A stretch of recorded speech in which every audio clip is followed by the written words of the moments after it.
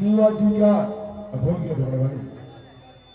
100 रुपए का नजराना आया पूरी टीम की ओर से, शारदा म्यूजिकल ग्रुप कमरिया की ओर से, सभी टीमों के म्यूजिशियन ग्रुप की ओर से आपको बहुत बहुत धन्यवाद।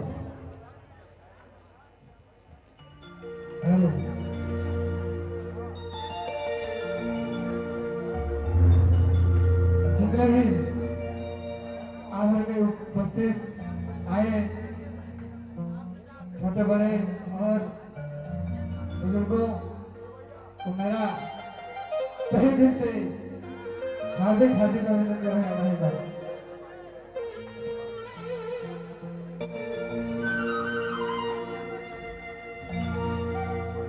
हरे हरे